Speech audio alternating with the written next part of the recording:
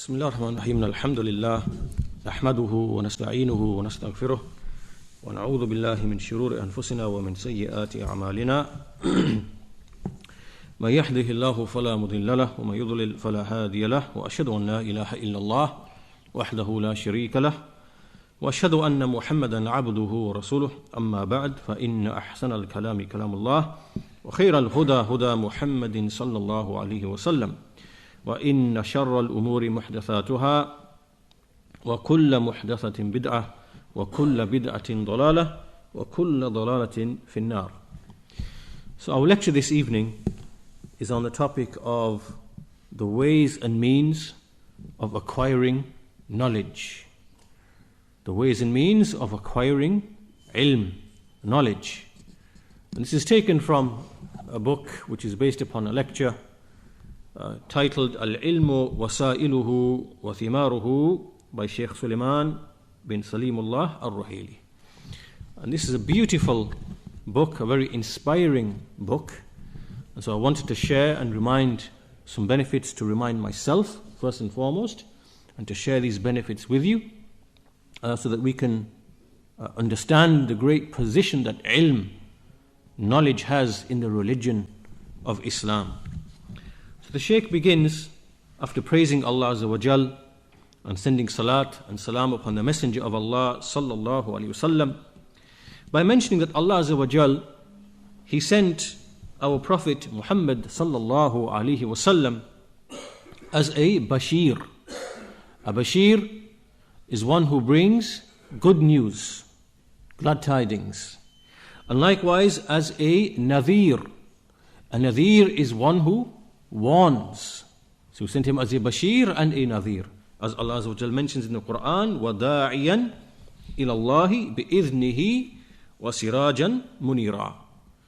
That Allah Azza wa Jal sent him as a caller to Allah by His permission and as a illuminating lamp. An illuminating lamp. And so Allah Azza wa Jal, He sent him with the truth, haqq, the truth, and with the completed, perfected religion. As Allah Azza wa Jal, He says, لِيُظْهِرَهُ عَلَى الدِّينِ كُلِّهِ, that Allah may make it uppermost over all other religion, even if the pagans may detest it.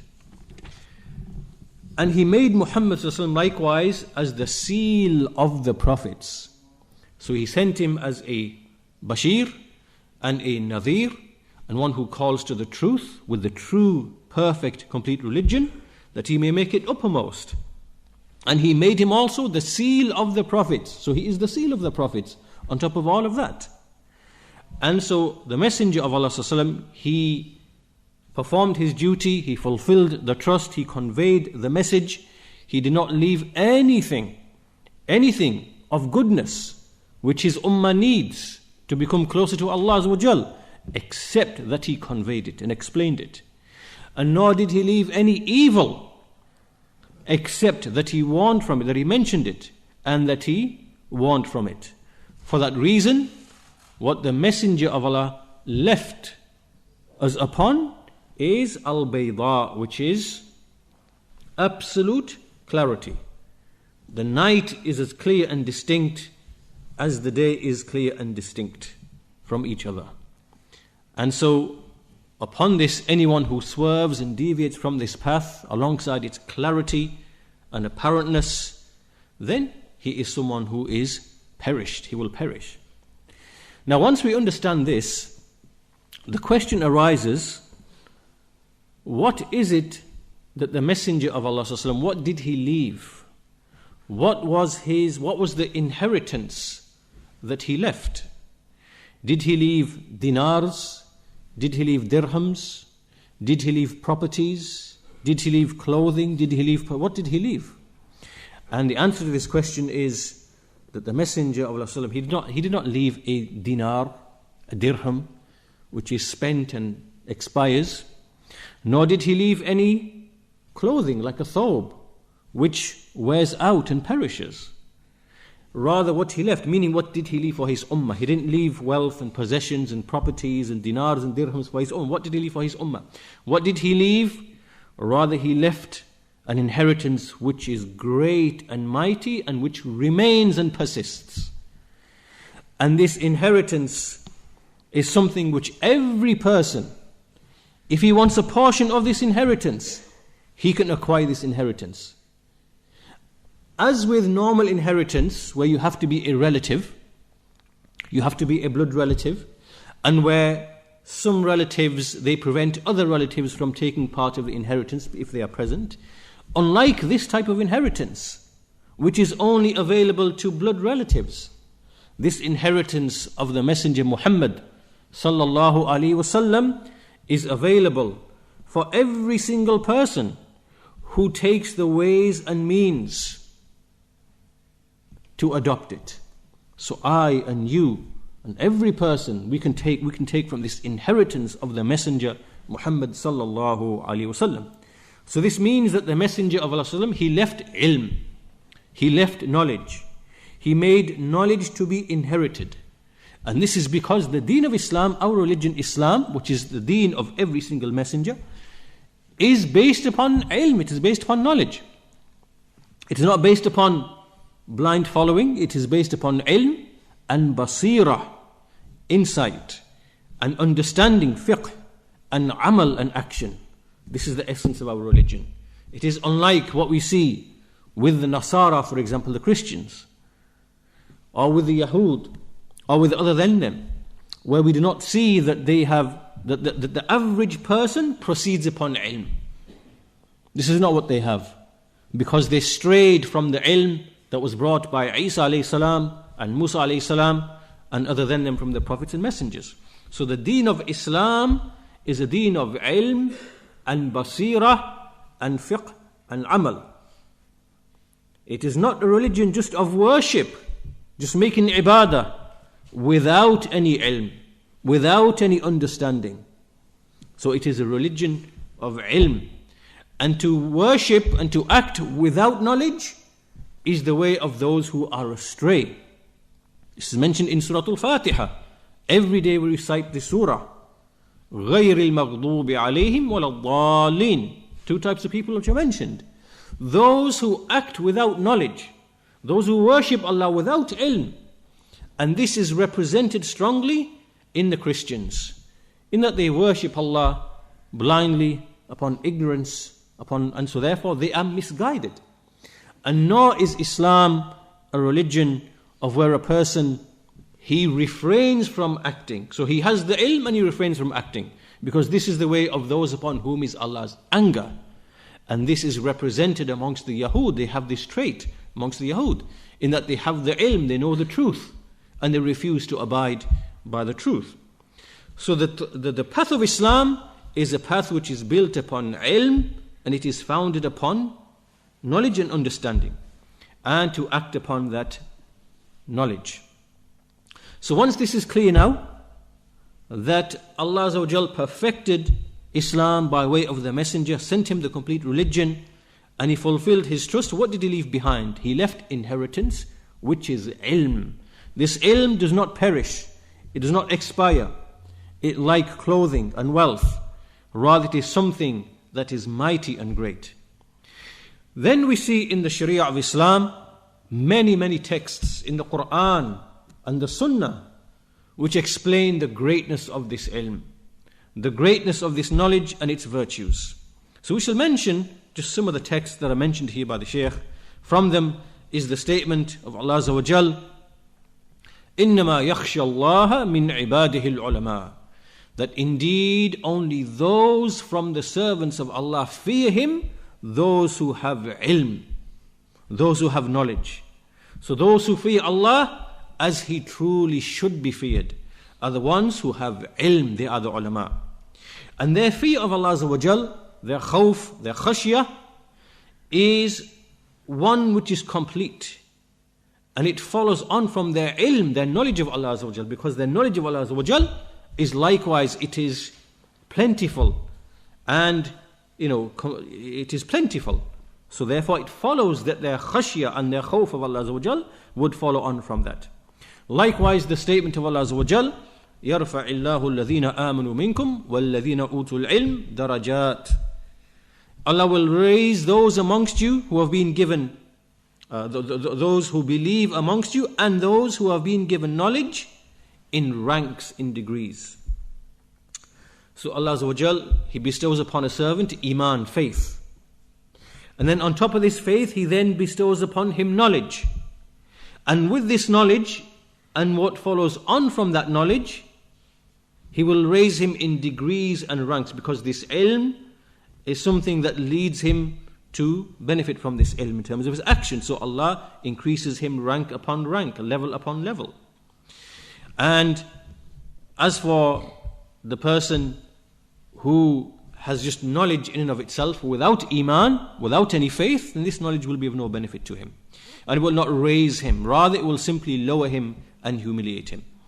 Likewise, from the texts which explain the greatness of this ilm is the question in which Allah Azza wa Jal, He says, قُلْ, say to the messenger, say, O messenger, say to them, قُلْ هَلْ يَسْتَوِي الَّذِينَ يَعْلَمُونَ وَالَّذِينَ لَا يَعْلَمُونَ.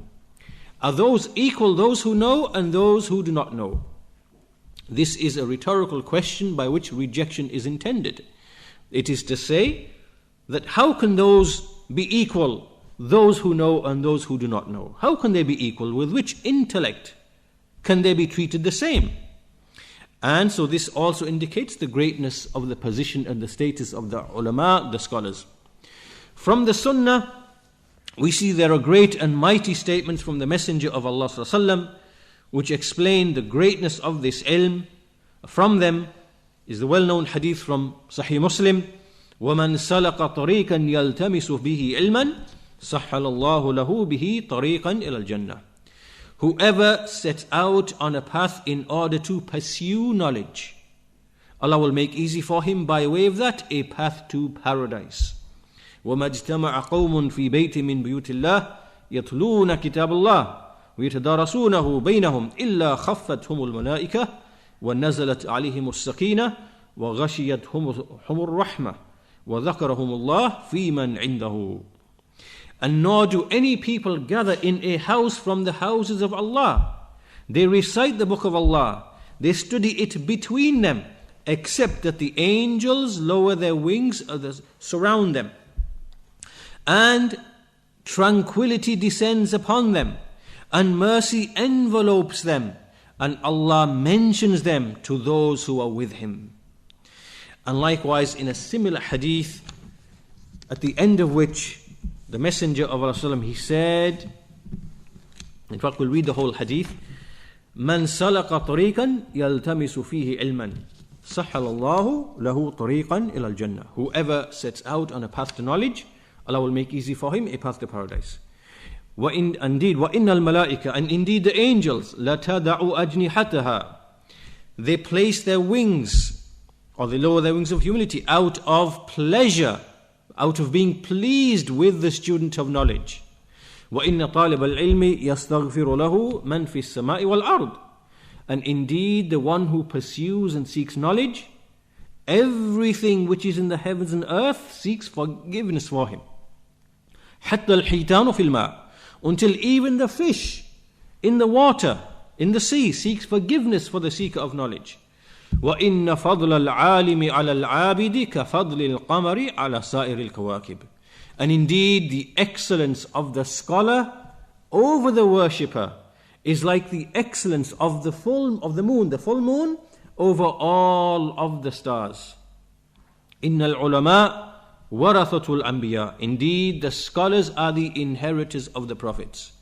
And indeed إِنَّ الْأَنْبِيَاءِ لَمْ يُوَرِّثُوا دِينَارًا وَلَا دِرْهَمًا إِنَّمَا وَرَّثُوا الْعِلْمِ فَمَنْ أَخَذَهُ أَخَذَ بِحَظٍ وَافِرٍ. And indeed the prophets did not leave dinar or dirham as an inheritance. Rather they left ilm, knowledge. So whoever takes from it has taken a great portion. And so the Shaykh, he comments upon this mighty hadith piece by piece. So we'll mention some of the points that were mentioned in order to benefit fully from this hadith.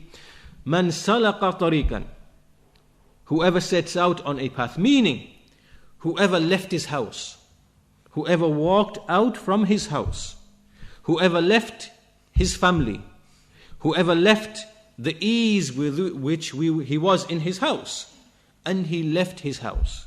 And he went out in order to seek what? What was he seeking? يَلْتَمِسُ فِيهِ عِلْمًا. يَلْتَمِسُ فِيهِ عِلْمًا. This is a proof. يَلْتَمِسُ meaning he goes out in order to pursue and to seek and to acquire. This in itself is evidence that knowledge is acquired by taking the ways and the means. Knowledge doesn't come to you. Doesn't fall on your lap. It doesn't fall on your table. It doesn't accidentally fall into your ears. Knowledge comes, you go out and you pursue the ilm. And therefore it means that there are asbab, there are ways and means by which this knowledge is acquired. And we shall mention these inshallah ta'ala. And then, after this, he said, سَحَّلَ اللَّهُ لَهُ طَرِيقًا إِلَى الْجَنَّةِ. So whoever left his house when going out in order to pursue knowledge, Allah Azza wa Jal will make easy for him the path to paradise. How will Allah make easy the path to paradise? What is the meaning of this statement? The scholars have two explanations. There are two explanations. The first explanation is that knowledge itself, ilm itself, is from the path to paradise. Knowledge in and of itself, ilm itself. So therefore, just by going out to pursue knowledge, you are actually on the path to paradise itself. This is because ilm itself is from the path to paradise. And so therefore, whoever left his house, left his family, went out in order to acquire some knowledge, and he took the ways and means, he is engaged in a path that leads to paradise. The second explanation is as follows, which is that whoever goes out in order to seek knowledge, Allah Azza wa Jal will then make easy for him to perform worship on account of that knowledge. And he will make it easy for him, and so therefore the ibadah which he performs on account of that will lead him to paradise, will put him on a path to paradise. And then he said in the hadith, وَإِنَّ الْمَلَائِكَةَ لَتَدَعُ أَجْنِحَتَهَا لِطَالِبِ الْعِلْمِ رِضًا بِمَا يَصْنَعُ. The angels are those who are created by Allah to obey Him. They never disobey Him. They only ever obey Him. As Allah Azza wa Jal, He says, لَا يَعْصُونَ اللَّهَ مَا أَمَرَهُمْ وَيَفْعَلُونَ مَا يُؤْمَرُونَ. They do not disobey Allah, but they do what they are commanded. They do not love except obedience to Allah. This is what the angels love. And so when they see a student of knowledge pursuing ilm, then they lower their wings out of humility for him. Not because this person is wise and intelligent and has nobility in his lineage, or he has a great deal of wealth, or because of his appearance. What is the reason that the angels are showing humility in front of this talibu ilm? It is because they are pleased with what he is doing. They are pleased with the person who leaves his house in order to pursue knowledge, because they know, the angels know, the status of ilm, of knowledge with Allah Azza wa Jal. Knowledge of what He revealed. And so therefore, because they know that this student is leaving his house for that reason, the seeker of knowledge, they humble themselves in front of this talibu ilm, because they are pleased with what he is doing. And all of this shows to us the mighty position and status that even the angels show humility and are pleased with the action of the seeker of knowledge. And then وَإِنَّ الْعَالِمِ لَيَسْتَغْفِرُ لَهُ مَنْ فِي السَّمَاوَاتِ وَالْأَرْضِ. That everything in the heavens and earth seeks forgiveness for the alim. Even Allah Azza wa Jal, He mentions the seeker of knowledge in front of those who are with him in the highest company. حَتَّى الْحِيتَانُ فِي الْمَاءِ. Even the fish in the sky, even the animals on the land. Even the fish in the sea and the animals on the land, and even the birds in the sky. All of them, they seek forgiveness for the alim. وَفَضْلُ الْعَالِمِ عَلَى الْعَابِدِ كَفَضْلِ الْقَمَرِ عَلَى سَائِرِ الْكَوَاكِبِ. This is the comparison between the scholar, the one with knowledge, the one who proceeds in his religion with knowledge, and between the average worshipper. The one who spends his time worshipping is like the excellence of the moon, the full moon, the brightness of the full moon that you see, compared to all the other stars in the sky. There is no comparison. There is no comparison. And, every person, when he looks in the sky, he sees the moon, he sees it as the best and the most brightest of all of the bodies in the sky. This is the same with the alim. When you have an alim, when you hear of a worshipper, he worships day and night. And you hear of an alim, there's no comparison. The alim is one whose illumination is much greater, because it illuminates, the moon illuminates the sky. You can see on account of the moon, but you can't see on account of a single star. There's not enough light to illuminate you. But the moon is enough to illuminate the whole area around you and gives you light. This is the example of the alim because of the fruits of knowledge that the scholar brings. As for the worshipper, his benefit is only for himself. His light is only for himself. It is not for everybody else. So therefore, the star does not illuminate the whole sky. But the moon illuminates the whole sky and illuminates the whole area around you.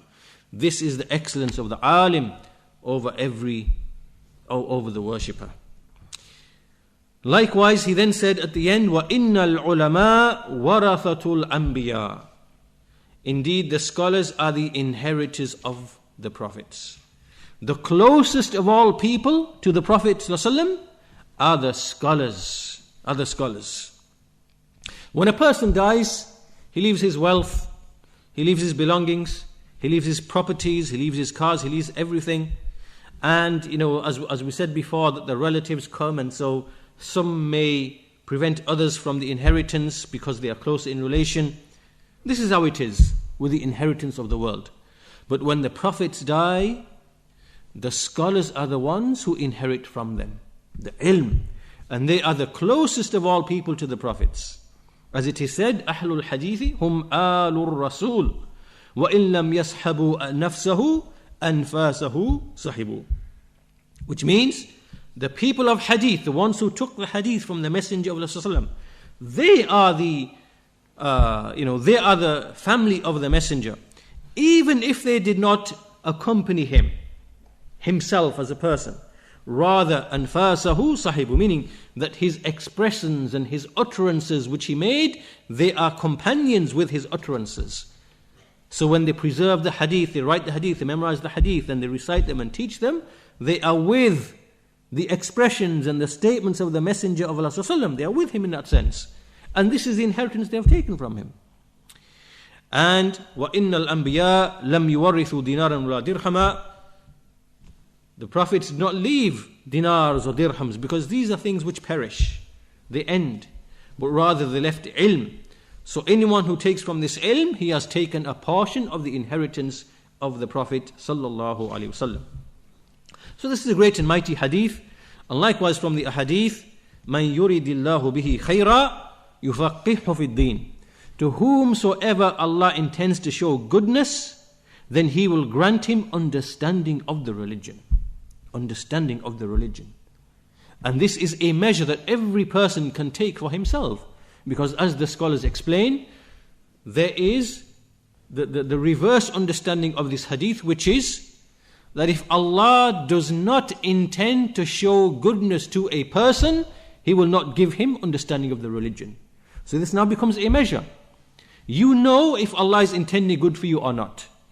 If you know about yourself that you are increasing in your fiqh of the religion, that you are increasing in your knowledge and understanding of the religion, of the kalima la ilaha illallah, of tawheed, of belief in Allah's names and attributes, of belief in the unseen, and then you are increasing in your fiqh of the rulings and the legislations which are due upon you, of purification, of prayer, of fasting, of hajj, of zakah and sadaqah and so on and so forth, and you are gaining fiqh in your religion, and you are proceeding every day, every month, every year, you can see that you are gaining basira and insight, then you know Allah Azza wa Jal is intending good for you. But if you cannot see that, if you do not see that you are gaining insight and gaining understanding as the days progress, and you are remaining the same or that you are lagging behind, then you know that Allah Azza wa Jal is not intending good for you. And likewise, the Prophet ﷺ, he said, فَضْلُ الْعِلْمِ خَيْرٌ مِّن فَضْلِ الْعِبَادَةِ, which means that the knowledge which is pursued, which is superfluous, is better than the ibadah, which is which is extra. Meaning, so the scholars explain this, the hadith, to mean that the knowledge which is sought, which is from the nawafil, so to speak, that if you pursue that knowledge, that is better than you make worship which is nafil. In other words, which is better, to perform ibadah, to pray 2 rak'ahs, to do actions which are voluntary, which are not obligatory, and to do them out of obedience to Allah? Is that better? Or is it better to pursue a knowledge which itself is not from the obligatory knowledge, rather it is from the non-obligatory knowledge? That is superior than performing the non-obligatory act of worship. And that's why the scholars are quoted as saying that if a student of knowledge was, had in front of him seeking knowledge which is not obligatory, or performing an act of ibadah which is not obligatory, then he is to give knowledge precedence. Because knowledge, even if it's not from the obligatory knowledge, is more superior than the voluntary acts of worship. Because of this hadith is the proof. فَضْلُ الْعِلْمِ خَيْرٌ مِّن فَضْلِ الْعِبَادَةِ. Shaykh Albani, he declared this to be sahih in at-targhib wa at-tarhib, sahih li ghayrihi. And likewise, 2 great and mighty ahadith. Just hearing these ahadith in itself would be sufficient for this lesson. The Prophet ﷺ, he explained that seeking knowledge is in the mosques. Seeking knowledge in the mosques is from the greatest and mightiest acts of worship. It is from the ra's of ibadat. And this is alongside our knowledge that the peak of Islam, we know from the hadith that the peak of Islam is to make jihad in the path of Allah Azza wa Jal. And when we speak of jihad, obviously everybody understands that we are speaking of the jihad which is the legislated jihad, not the jihad of the brethren of the devil, the shayateen, the khawarij, the extremists, the terrorists. This is not jihad what they are doing. What they are doing is fasad, corruption and evil. So with our knowledge that we are speaking of the correct understanding of jihad in Islam. So we know that in Islam, the peak of Islam is to make jihad in the path of Allah Azza wa Jal. And alongside that, the Messenger of Allah Sallam, he said in this hadith, which is reported by Ibn Majah and declared sahih by Shaykh Albani upon the condition of Muslim. He said, "Man jaa masjidi hadha lam ya'tihi illa li khayrin yata'allamuhu aw yu'allimuhu fahuwa bimanzilati al-mujahidi fi sabilillah." That anyone who came to this mosque of mine, so the scholars explain this is unique to the Prophet's mosque. This hadith is unique to the Prophet's mosque. Whoever came to this masjid of mine, he did not come to this mosque except for goodness in order to learn it or to teach it. He is at the level, he is of the status of the mujahid in the path of Allah Azza wa Jal. So this is the virtue and the excellence and the status of the one who seeks knowledge or who teaches knowledge. But this, as the scholar said, is only for the mosque of the Prophet sallallahu alaihi wasallam. But there is more. And this now is the second hadith. And as for the rest of the mosques, then anyone who seeks knowledge in the rest of the masajid, then what is for him? Listen to this hadith. And this hadith is reported by Al-Hakim and Al-Tabarani and declared to be Sahih, Hasan Sahih, in At-Targhib wa Tarhib. The Messenger of Allah, he said, Man ghada ila al-masjid, whoever went out and set out to the mosque, la yuridu illa an yata'allama khayran aw yu'allimahu. He did not go out to the mosque except that he wanted to learn something, to learn goodness, or that he wanted to teach it. كَانَ لَهُ كَأَجْرِ. he will have as if the reward حَاجٍ تَامًا حَجَّتُهُ. He will have the reward of a complete, of a hajj, of a pilgrim who is making hajj, who has completed his hajj, his pilgrimage. And this hadith is sahih. Allahu Akbar. A person who comes to the masjid, he does not want anything except to acquire ilm. He wants basira in his religion. He wants fiqh in his religion. He wants to know what is obligatory upon him. He wants to know the belief, how to believe in his Lord. This is what he's come for. And he's come for that, or he's come to teach it. Then he has this great and mighty bashara in this hadith, this glad tidings in this hadith, that he will have like the reward of someone who made pilgrimage, who completed his pilgrimage. Allahu Akbar. What a great and mighty hadith, if there was one to inspire you to come to the mosque, to the lessons, to the regular lessons, to gain fiqh and basira in your religion. And likewise, as for the world, the Messenger of Allah he said that the world, there's no goodness in the world, with the exception of certain things. Ad-dunya mal'oonatun. The world is cursed. Mal'oonun ma fiha. Whatever is in the earth is cursed. Illa dhikrullah. Except the remembrance of Allah. وَمَا وَالَاهُ أَوْ عَالِمًا أَوْ مُتَعَلِّمًا. So he made an exception for the dhikr of Allah, and an alim and a muta'allim. The scholar and the one who seeks knowledge, the one who learns knowledge. So all of this is the introduction to the book, speaking about the virtues and the excellence of treading out a path in pursuit of ilm. Now we come to a number of issues, which is, what are the ways and means by which we acquire this ilm? What are the ways and means by which we pursue this knowledge? What are the practical elements and the practical steps by which we pursue this knowledge? Then, from the most important of them, first of all, we'll begin with two things. First of all is al-ikhlas, which is sincerity to Allah Azza wa Jal. That you are sincere, that when you seek this ilm, it is done in order to please Allah Azza wa Jal. This is a condition in every single action. And we are informed of this in many ahadith. We'll mention, first of them, إِنَّمَا الْأَعْمَالُ بِالنِّيَّاتِ.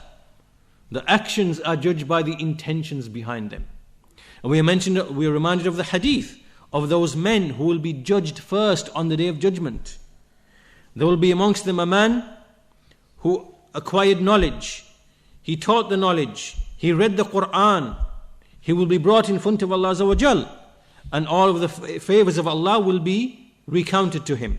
He will acknowledge those favors. Then it will be said to him, what have you done in return for these favors? And he will say, I learned knowledge. I taught knowledge. I read the Quran for your sake. And it will be said, kadhabt. You have lied. Indeed, you learned knowledge, that it might be said, what an alim. You read the Quran, that it might be said, huwa qari'un. What a reciter. He is the reciter. And this was then said. Then it will be commanded with respect to him, and will be thrown on his face until he is thrown into the hellfire. And so this is from the greatest of trials, in that a person, when he goes and seeks knowledge, he has worldly reasons in his mind. He has worldly pursuits in mind. He wants it to be said that he's an alim, he's a reciter, he's an ustadh. All of these are titles of the world. And this is from the greatest of trials. The Messenger of Allah, he warned against this. He said, Man ta'allama ilman mimma yubtagha bihi wajhullah la yata'allamuhu illa liyusiba bihi ardan min ad-dunya lam yajid arf al-jannati yawm al-qiyamah. Whoever acquired knowledge which should be sought for the sake of Allah, but he did not acquire this knowledge except to gain something from the world, he will not smell the fragrance of paradise on the Day of Judgment. So therefore, the person who learnt this ilm for a reason of the world, then he will not smell the fragrance of paradise. Likewise, a person may seek knowledge because he wants to argue, he wants to debate, he wants to contest with the scholars, He wants to amaze the ignorant people. And this has also been warned against by the Messenger of Allah. Man talaba al-ilm liyujariya bihi al-ulama aw liyumariya bihi as-sufaha aw yasrifa bihi wujuha an-nas ilayh adkhalahu Allahu an-nar. Whoever sought knowledge in order to contest with the scholars, or to dispute and stupefy the foolish people, or to turn the faces of the people towards him, he will be entered into the fire by Allah. So all of this is a severe warning against seeking knowledge for the wrong reasons. And the second thing, this is the first thing, ikhlas is the beginning point of seeking knowledge. It is for the sake of Allah. It is to remove ignorance from yourself. It is to remove ignorance from your family. And with the intention of conveying this ilm to others and to benefit them. And to benefit you in the hereafter. This is the reason. And to please Allah. So this is the first obstacle in front of a person seeking ilm. Then the second affair by which a person can protect himself on the path to knowledge is to act upon what he knows. To act upon what he is seeking of ilm. A warning has been made in the Sunnah about knowledge which is not acted upon. And from them is that on Al-Isra wal-Miraj, the Messenger of Allah was brought to a people whose lips were being cut by sheaves of fire. And it was said, who are those, O Jibreel? Or he said, who are those, O Jibreel? He said, هَؤُلَاءِ خُطَبَاءُ أُمَّتِكَ. These are the sermon givers from your nation, who say that which they do not do, and who read the book of Allah, and they do not act upon what is in it. And likewise in another hadith, the 2 feet of the son of Adam will not move on the day of judgment until he's asked about his life, how he spent his life, his knowledge, what did he act upon, from his wealth, where did he acquire it, and how did he spend it, and his body, how did he waste and spend his body, what did he do with his body.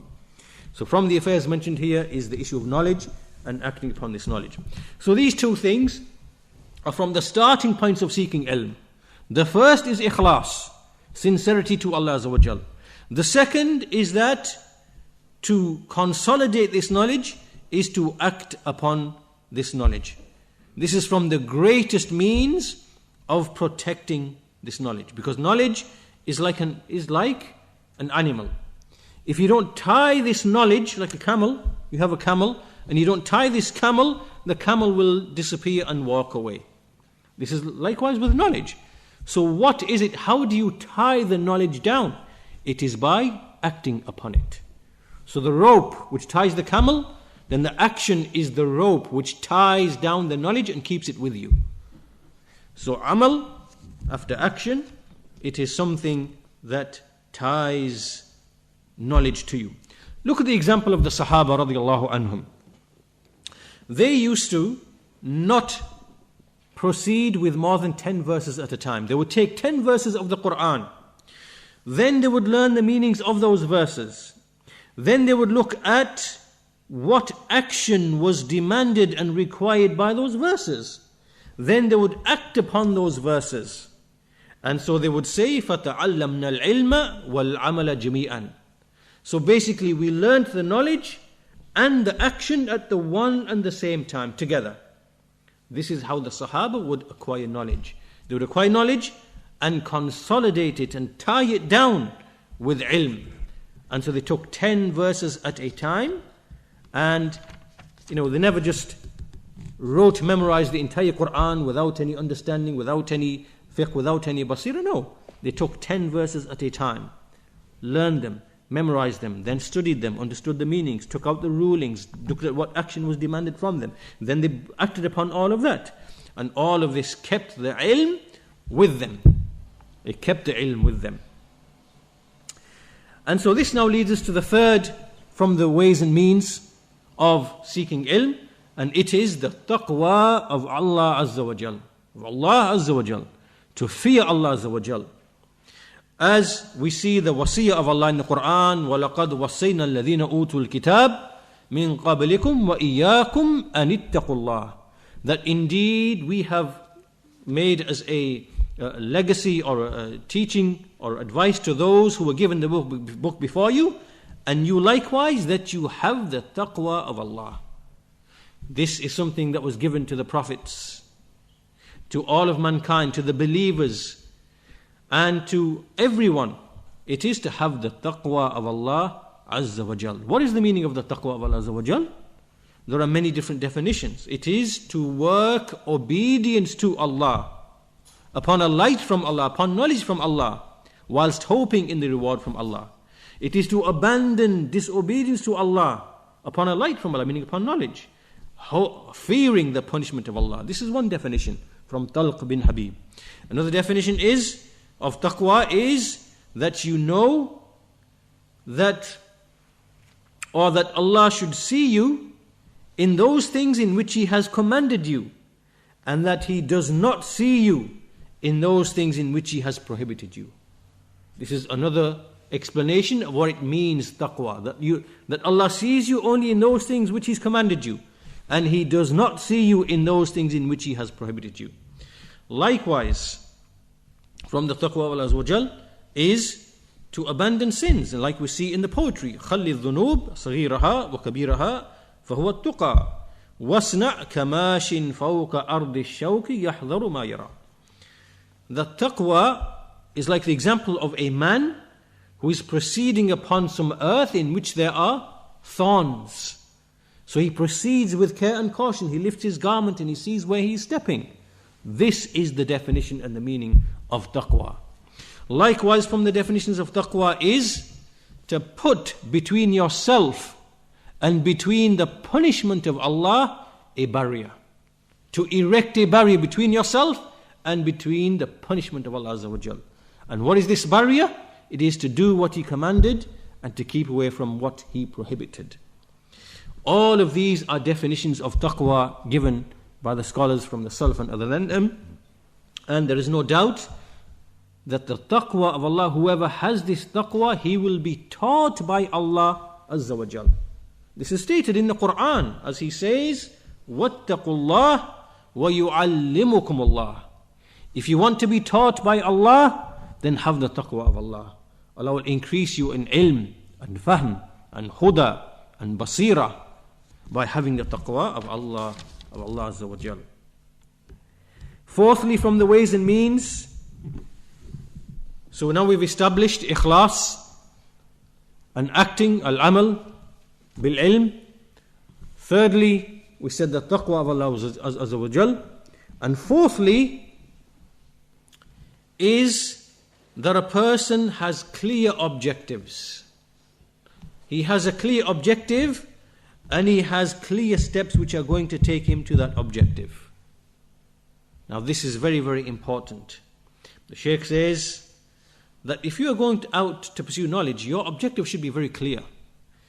He says often you see many students of knowledge, you ask them, what do you want from this knowledge? He will say, well, I don't know, I just want the reward from Allah Azza wa Jal. I'm seeking knowledge because I want the reward from Allah Azza wa Jal. But he doesn't know what is his goal. He doesn't know the ghaya, nor does he know the tariqah. The ghaya is, what is my objective? What am I seeking at the end of this? And the tariqah is, what is the way that I'm using to arrive at this? Now what does this mean? What is the Shaykh getting? What is the Shaykh pointing to? He's pointing to the fact that many people fall into the trap that when he sets out on the path to knowledge, he's neither here nor there. He doesn't really have a goal in his mind. Okay, what do I want to achieve by the end of this month? Or what do I want to achieve by the end of this Ramadan or the end of this year? What do I want to achieve? Right? So he doesn't have an objective, number one. If he doesn't have an objective, then clearly he's not going to have a clear tariqah, a clear path towards that objective. So he will be taking a bit of this, taking a bit of that, taking a bit of this, taking a bit of that, and it's like the birds on a tree. The birds, they come and sit on a tree and then they all disappear from the tree. They disappear, right? So he's not really acquired anything. So what is meant here is that you need to have a clear plan. For example, you say to yourself, within 3 months, I want to thoroughly understand the book Al-Qawa'id Al-Arba' within 4 months. I want to memorize this book first of all. Then I want to understand every point of benefit that I can find in the explanations of this book. For example, the books written by Shaykh Muhammad Aman al-Jami, Shaykh Ubaid al-Jabri, Shaykh Salih al-Fawzan, I want to extract every single benefit. Now we have a ghaya. Now we have an objective. Now you have something clear in your mind that you're going to work towards. Next, the tariqah itself becomes it just opens itself to you. So the first stage is, you memorize the text bit by bit. Then secondly, you acquire the explanations, or if there are durus which are taking place, you go to them, or you acquire the explanations, you study them. Any things which are difficult for you to understand, you take them to an alim. If you can't get to an alim, ask a talibu ilmin. All of this now becomes very apparent to you. So you have a ghaya and you have a tariqah, right? And then these goals and objectives, you are now very clear. If someone says to you, what are you pursuing? What is your goal? You can now say, my goal is, I want to understand the book for the 4 principles. I want to understand the various points of benefit given by the scholars. I want to be clear and understand. Now you can clearly explain what is your ghaya. And the same then goes into other fields, other areas in the issues of fiqh. I want to understand the topic of purification. Now let me study this, and I will spend 3 months on this. Right? So one of the biggest obstacles in seeking knowledge is that a person does not have a clear goal in front of him. He's wandering in every direction. He doesn't have any focus. Right? So this is from the greatest of the ways in acquiring knowledge and being firm in that knowledge. Have a ghaya, have a clear objective, pursue that objective with the ways and means, stick to them until you reach your objective. Once you've done that, then move into other things. Now this doesn't mean that you can't do 2 or 3 objectives at the same time, no. But as long as you have clear objectives in place and the tariqah, then this is the route to seeking knowledge. So this is the 4th, that you must have a clear objective and you must have the ways and the paths and lay down the clear path towards fulfilling that objective.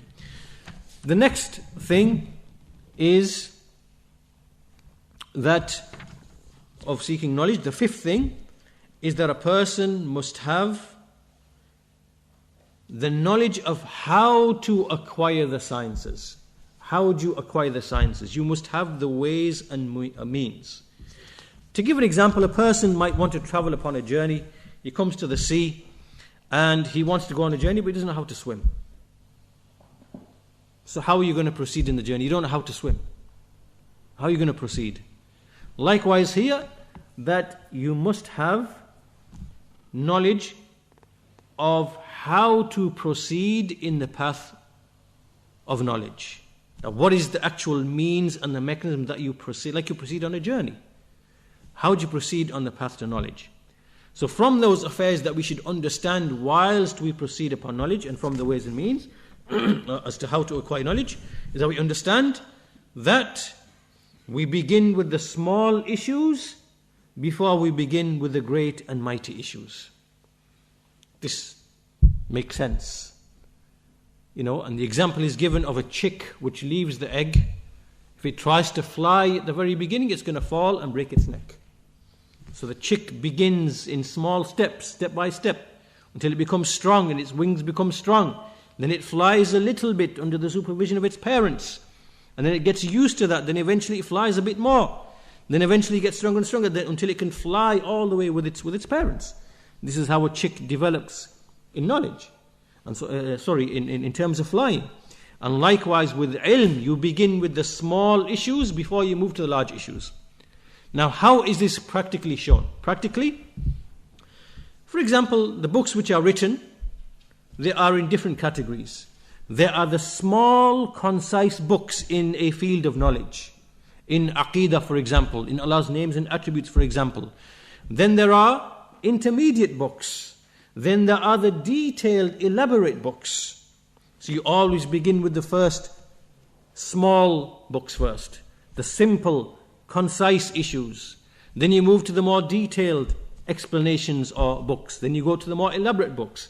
This is how you proceed in every single category of knowledge. So for example, you say, what are the most basic books on the topic of Tawheed? Al-Usul, Thalathatul Usul, Al-Qawa'id Al-Arba, Kashf Al-Shubahat. So you begin with the simple texts and proceed upon them. What are the simplest, most basic texts in Aqidah? Then you look at Sharh Al-Sunnah, Usul Al-Sunnah, Aqidah Al-Wasitiyya, Lum'atul I'tiqad. Then you move to the more detailed ones. And the same with in every topic, in fiqh, in tafsir, and so on and so forth. In seerah, you always go to what is the book that is the simplest, most basic book that the scholars are always concerned with, and they give simple explanations with. So this is from knowing the ways and means to how to acquire knowledge.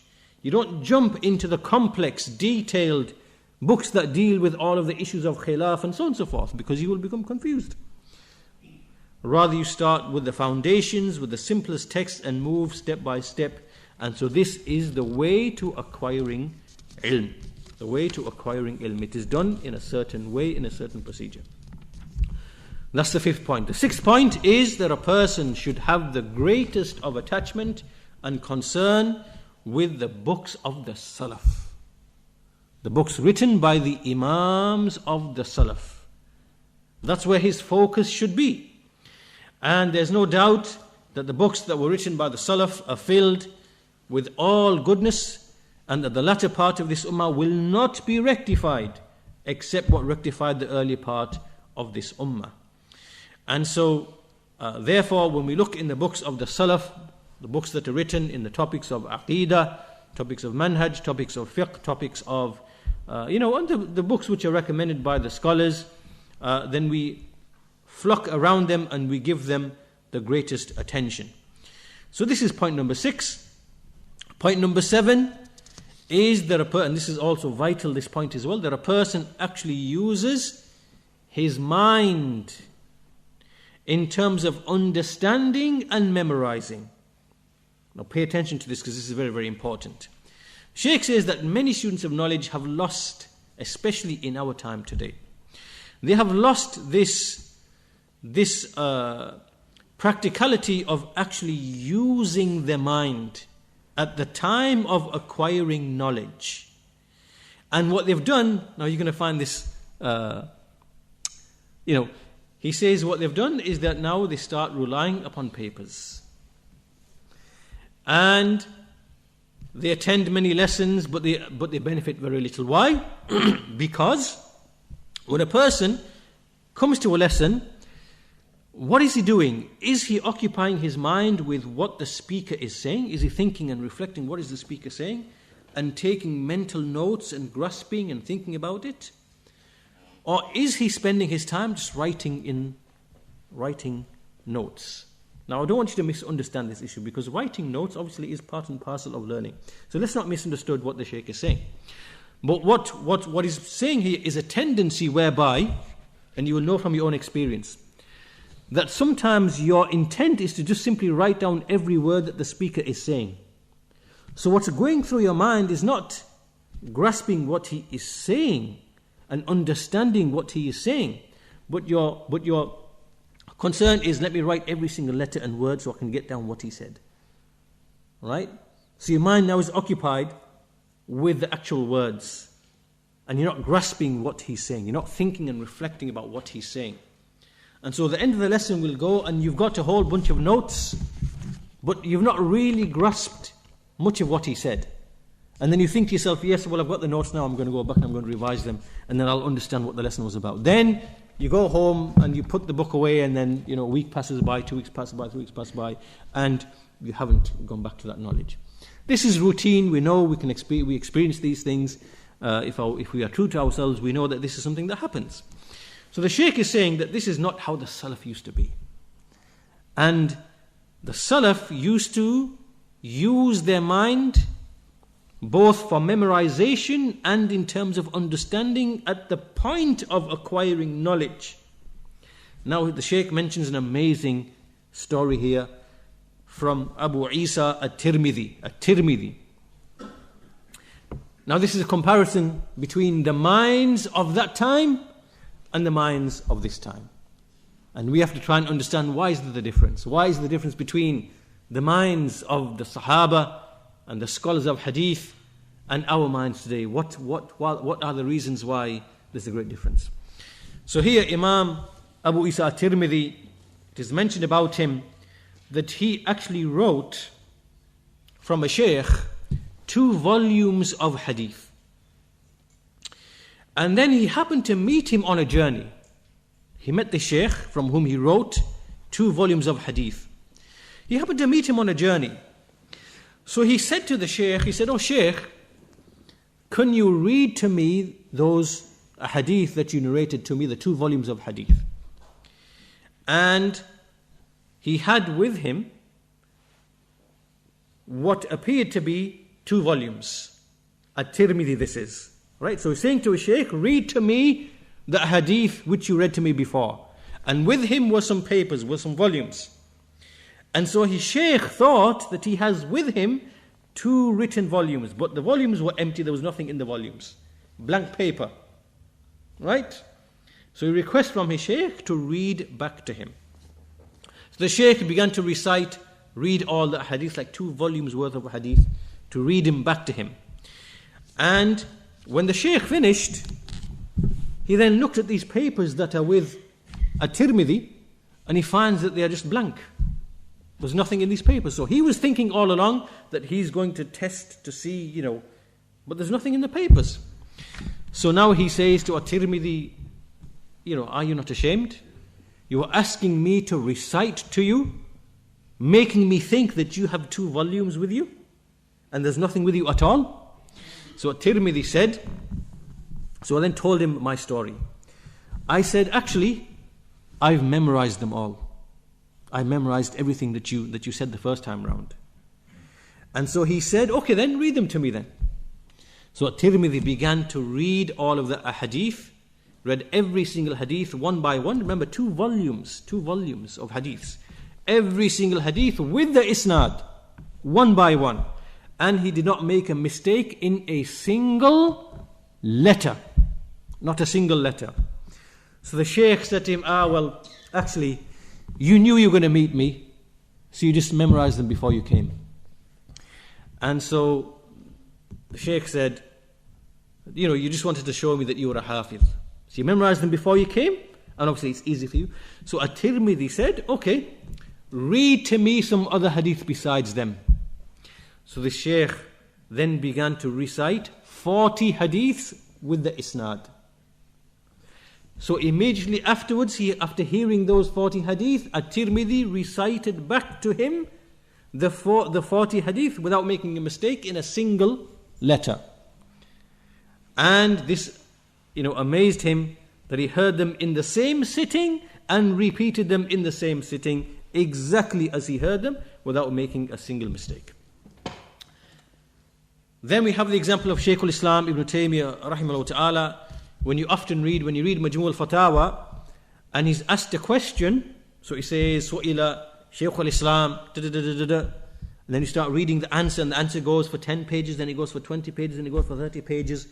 And as you're reading, you see, first of all, he's bringing ayat from the Quran, a hadith from the Sunnah, statements of the Salaf verbatim, and you're thinking, the Shaykh actually, he must have sat and he must have authored this, and thought about this and authored this answer.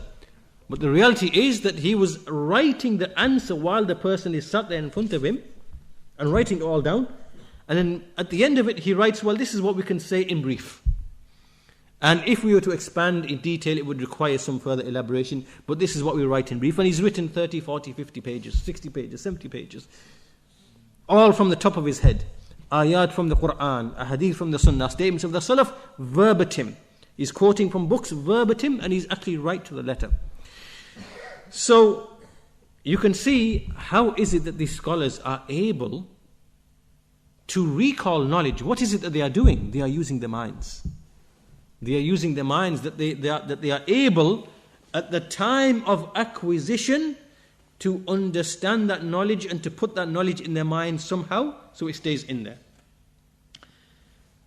Now obviously the minds of that time, look, our minds, what do we have? We have so many distractions, preoccupations, we have devices in our hands, we are staring at computers, we are all over the place, right? That our minds cannot be the same as the minds of those people. And this is why we should be very, very aware of the effect of modern technology, modern devices, modern lifestyles upon the ability of a man to concentrate. Do you know that once Imam al-Shafi'i rahimahullah ta'ala, he sat in the house of Imam Ahmad on a night, and while sitting there, he extracted 1,000 points of benefit from a single hadith. I don't recall the hadith now, but he extracted, just by sitting and reflecting, 1,000 points of benefit from a single hadith. That shows the ability to concentrate and to keep the mind focused upon something.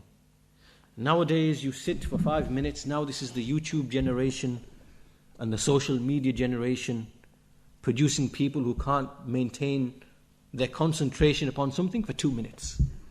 2 minutes. You read something and by the time you've got to the middle of the page, that's it, you can't keep the concentration. This is the danger of technology. And so my advice to you would be that be careful of this danger, because it will impact you, it will impact your children in a very negative way. This is the danger of technology. There are two sides to technology. There is a beneficial aspect, no doubt. We don't deny there's a beneficial aspect. Rapid communication, check on your family, keep in touch when you're traveling. These are practical things which you can use technology for. Likewise, that you can download lectures and whatever else. But there's also another side where you are deceived into thinking that you are doing something of benefit, which appears to be beneficial, but in the long term it's not benefiting you at all. You're sitting there just all day, just retweeting this, retweeting that, doing this, doing that, social media, WhatsApping this, whatever, little benefits. To be honest, you don't remember benefits through devices. You remember benefits when you sit at a book, you have a pen, you read, you make notes, you rewrite them. This is what sticks in your mind. This is proven scientifically as well. They tell you that when you read something, for example, on Kindle or a device or an iPad and you're reading, that reading is not the same as reading a physical book. This is scientifically proven, that you will not retain the same as when you read an actual book. And this we know from experience as well. A person can experience this as well. So do not be deceived by the lure of technology. Stick to the standard traditional means of acquiring knowledge. Use your mind, implement your mind. Right? This is something that we have lost because of the circumstances of our lives and technology and so on and so forth. And you don't find this. You find people who are gifted naturally. They are gifted and they develop an amazing memory, whatever else. These are very, very rare. But in those days, it was normal amongst the people of hadith to be able to memorize a hadith and to repeat something immediately after they've heard it. Now this ability is lost. This is how knowledge used to be taught. Right? So the seventh point here then is to use your mind. Try to learn to be more active in terms of what are you listening to, what is the meaning that's being conveyed to you. You can use notes, no doubt, as an aid, no doubt, but don't be engrossed in the writing at the expense of grasping what is being said. Right? And the Shaykh actually gives an example here as well of how you teach a child. You tell him, to repeat Alhamdulillahi Rabbil Alameen. Then you come back to him the second day, then you tell him the second verse, Ar-Rahman Ar-Rahim, and you do things in step by step, and you make him use his mind. And your mind will always become accustomed to how it is trained. So if you're just lazy and you never train your mind will always remain lazy. But if you use your mind and you try to make it memorize something every day, you try to make it reflect and think upon what it is listening to, then your mind over time will become accustomed to that. All of this, however you train your mind, this is what it will become. So the point that is made here is to use your mind, make it active, make it engrossed and involved in what is being said, in the meaning of what is being said. Don't just turn it off and make it engage in something else. Right? So this is an essential part of ilm. Point number 8, which is a great and mighty point and motivation in learning, how the Salaf used to acquire knowledge. Go and read the biographies of the Salaf. Go and read Al-Dhahabi's Siyar, his biographies of the Salaf. You will see some amazing, mighty affairs in these books. Let's give some examples. The Shaykh gives some examples. Shu'bah rahimahullah ta'ala, he travelled a whole month just to hear one hadith. He already had the hadith through one narration, through one route, but he wanted to hear it from another route. So he travelled 1 month just to hear a single hadith. Jabir bin Abdullah, radiallahu anhu, the companion, he bought a riding mule, an animal. He went all the way to Sham, all the way to Syria, in order to, a whole month, in order to listen to a single hadith through another companion, because he had not heard it himself directly from the Messenger of Allah. Imam Ahmad, as a young child, he would leave his house at night time in order to reach the circles of knowledge. And his mother would take his thobe and say to him, until Fajr. And he would go out, he would travel to Abd al-Razak in Yemen without having anything, any possessions. And he would hire himself to the caravans that I'll work for you if I can come with you to travel to Yemen, to seek knowledge, to seek ilm, as a young youth.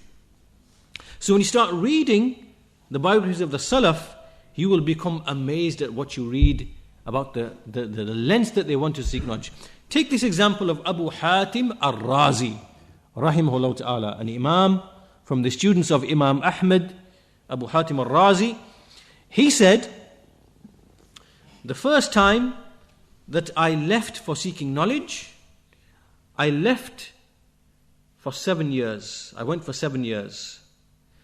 I measured every single step that I walked on my 2 feet. And I measured them to be 1,000 farsakh. 1,000 farsakh. Farsakh is an old Persian unit of measuring distance. It is equal to around 5,100 meters, 5.1 kilometers.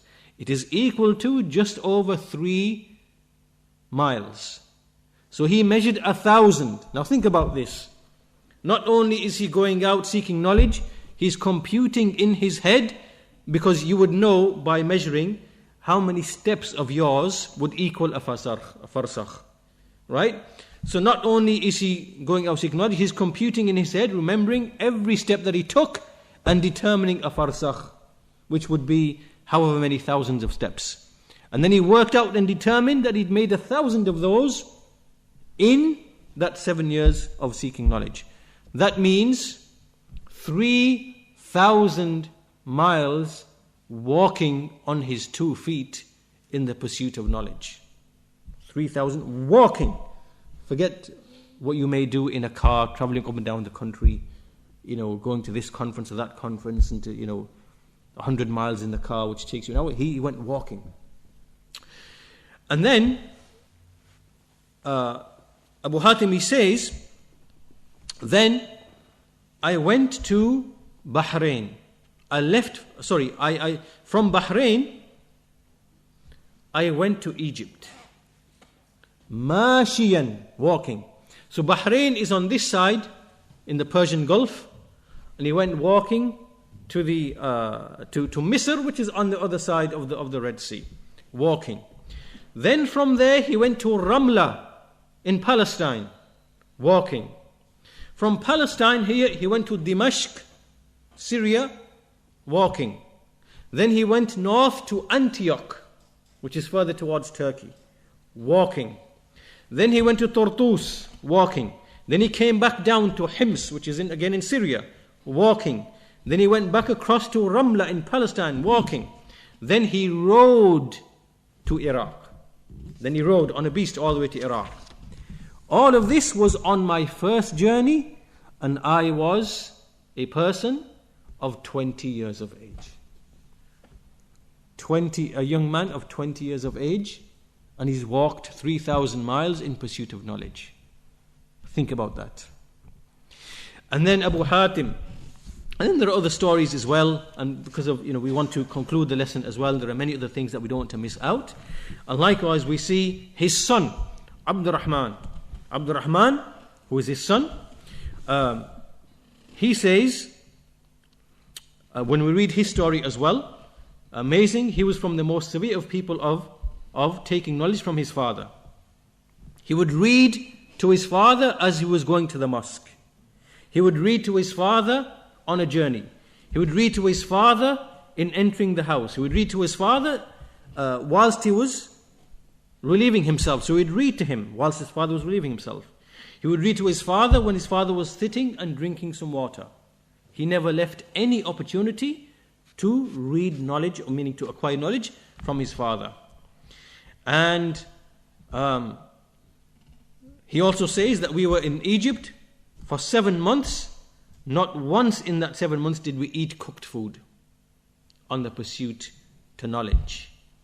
And so all of this are examples of the great lengths that the Salaf went to in order to seek knowledge, and there is much more that can be said, but for the shortage of time, this is point number 8. Read the biographies of the Salaf to see how they sought knowledge, and you will see the most amazing affairs that will inspire you in your pursuit to knowledge.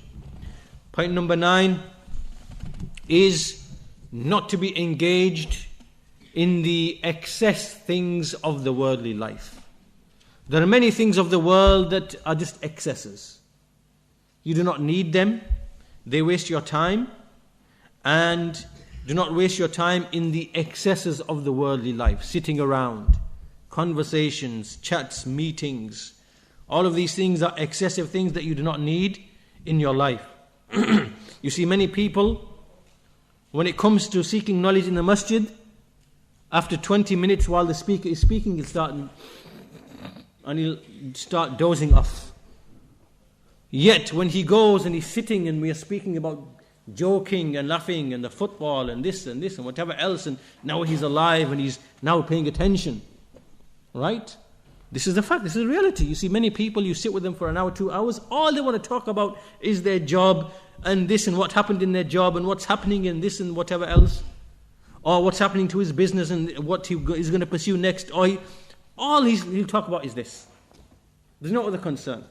So do not be engrossed in the, that which is the fudul, the excesses, the unnecessary things in life. Don't be engrossed upon them, because this takes you away from ilm. It rots your brain.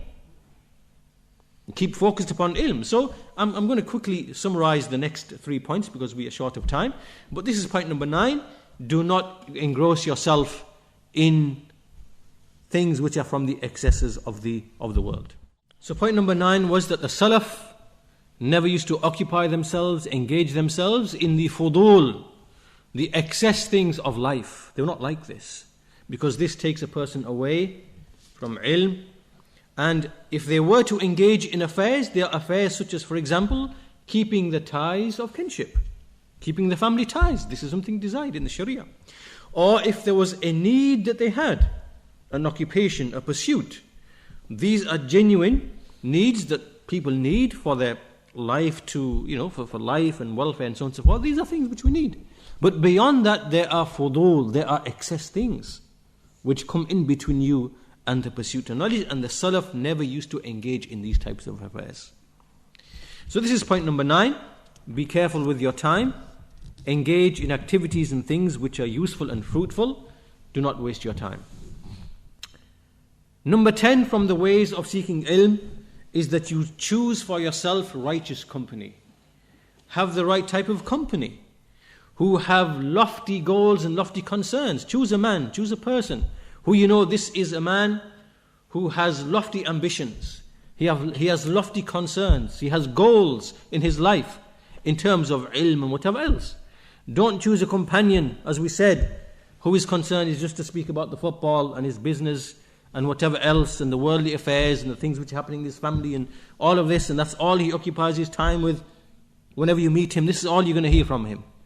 Don't choose the likes of this person. Choose the likes of this person who's going to come to you and say, Akhi, have you heard of this benefit from this Shaykh in such and such book?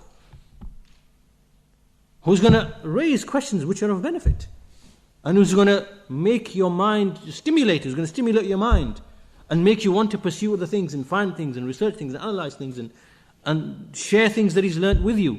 This is the type of person you want in his company.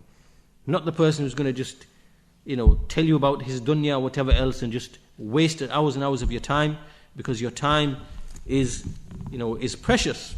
So the righteous company, it has an effect upon you. There are so many people who had zeal for knowledge, then they met the wrong companion, and then their zeal for knowledge just went and destroyed because they got occupied in the worldly affairs. And this we know from the hadith, مثل الجليس الصالح والجليس السوء كحامل المسك ونافخ القير. The famous hadith, well-known hadith, that the example of righteous company and the evil company is like the seller of musk and the blacksmith. The seller of musk, even if you don't, either he will give you something for free, or you will buy from him, or you will just smell the nice fragrance from him. But as for the blacksmith, then either he will burn your thobe, or you will find from him a repulsive smell. The type of company you keep will affect you, no doubt. No doubt. Doesn't matter how strong you believe you are, company will affect you. So, choosing the righteous company, a person who is like you, who has lofty ambitions in terms of ilm, lofty concerns, then this is a type of person that you should be keeping company with. Point number 11 is that you should acquire all of the ways and means which are available to you to acquire knowledge. And so the first and the most greatest of them is to attend the circles of ilm, to sit in the gatherings of ilm, the gatherings of the scholars if you are able. If you cannot travel to the scholars, if you travel to the scholars, if you're not able to, then go to the masajid. The masajid in which the students of knowledge, they teach the various books and whatever. So the asl, the foundation is that you come to the actual circles of knowledge. You make a physical presence in the masajid like we are doing here. This is the asl of seeking ilm. All knowledge is sought in this way. This is the asl. However, from the bounties and favors of Allah Azza wa Jal is that through technology and so on and so forth, we were able to record the statements of the scholars on cassettes and so on and so forth and CDs. Now we're able to download from the internet. As I said, there are certainly benefits to technology, but a person has to use technology very, very carefully so as not to fall into the pitfalls that we mentioned earlier on. That there are some practical beneficial uses to technology. So he can then make use of. So the asl is he comes to the circles of knowledge physically. And then on top of that, he can augment and add to that as a supplement, not as a replacement. He can then find durus which are recorded, and he can use them alongside the asl, which is to attend the gatherings in the masajid, right?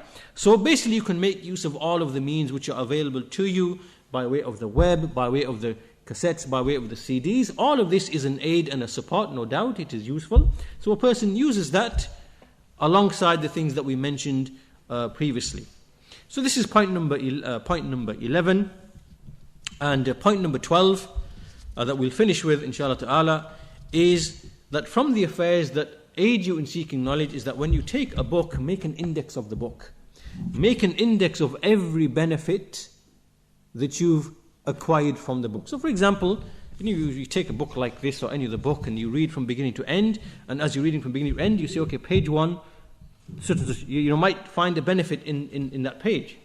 So you write an index. So you have a book, you have a notebook, and in this notebook you are making indexes of books that you've read.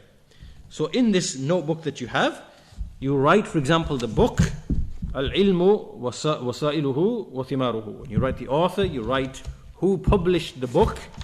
So you say, for example, this book that I have is published by Darul Mirath al-Nabawi. The edition is 2015. You say the book is of 60-something pages with the index. Then you start page 1.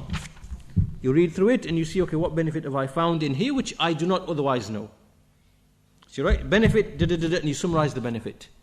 You don't have to copy, you just summarize the benefit. Page 2, what benefit do I have? The page 3, page 4, page 5. And so anything that you found to be of benefit, you make an index of it in a notebook. So now you have an index of the entire book, and you can revise by going through the index, and you pick out all the benefits, and also for reference where you need to go back to look at the original issue. So this is from the ways and means that allow you to acquire knowledge and to make that knowledge firm. Right? You make indexes of what you are learning and what you are acquiring. So this is why when you look at, this is what the scholars do. If you look at the scholars, like for example, Shaykh Salih al-Fawzan has a 2-volume book in which he extracted all the benefits from Shaykh al-Islam Ibn Taymiyyah from his Majmu' al-Fatawa, just summarizing the benefit or from the various works of Ibn Taymiyyah. And so the practice is that he himself is learning and acquiring all of those, whatever is of benefit in those things. Likewise, Imam al-Sa'di. When you look at Imam al-Sa'di, he has a book in which he went systematically through the writings of Ibn Taymiyyah and Ibn al-Qayyim and just summarized all of the benefits. Right? So basically he's making like an index for himself and just indicating where this benefit was found. So likewise, this is from the ways and means how you can retain that knowledge, like make indexes of books that you are going through. So this was point number 12, and in about 5 more minutes, so let me just quickly finish the second part of this book, where the Shaykh then goes on to mention some of the fruits of knowledge, the thimar of ilm, because we said that the title is Al-Ilmu Wasailuhu wa Thimaruhu. So we've been through the ways and means, 12 ways and means. Now there are thimar, there are fruits to this ilm. So very quickly we'll mention them to conclude. From the fruits of this ilm, if you take these 12 steps, is that all goodness will come to you. Every goodness in this life and the hereafter, it will come to you if you pursue this ilm in the way that we described. And so Ibn al-Qayyim says that every attribute which Allah praised a servant for in the Quran, that attribute is always from the fruits of knowledge, is from the result of knowledge. And every attribute that Allah has criticized in the Quran, that attribute is from the fruits of ignorance. Right? So when you look at whatever Allah has praised and criticized in the Quran, all those attributes praised, they result from knowledge. And all those attributes criticized, they result from ignorance. So from the fruits of ilm is every goodness will come to you. Secondly, your aqeedah will be sound. By proceeding upon ilm, your belief will be corrected. And especially when he reads the books of the Salaf, then his aqeedah will be sound and will be correct. Thirdly, his actions will be upon rectification. His actions will be sound. His actions will be correct. His actions will be rectified. When he learns, his action will be corrected. And from the conditions of action is that he follows the Messenger of Allah sallallahu alaihi wasallam. So therefore, when a person pursues knowledge, he knows his action will be sound and will be acceptable to Allah Azza wa Jal. And so there will be salah, there will be rectitude in his actions. Fourthly, his da'wah in turn will be correct. Because you've acquired ilm, then you will call others to that ilm upon basira. So your da'wah will be correct on account of knowledge. This is what we've been commanded. Allah Azza wa Jal, He says in the Quran, قُلْ هَذِهِ سَبِيلِي أَدْعُوا إِلَى اللَّهِ عَلَى بَصِيرَةٍ أَنَا وَمَنِ اتَّبَعَنِي. Say, this is my path, I call to Allah upon basira, upon insight, meaning upon knowledge. I and whoever follows me.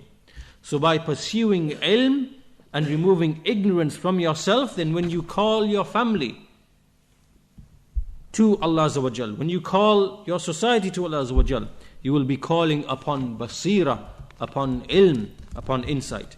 Likewise, from the fruits of knowledge is husnul khuluq, is to have good manners. Knowledge will lead you to good manners.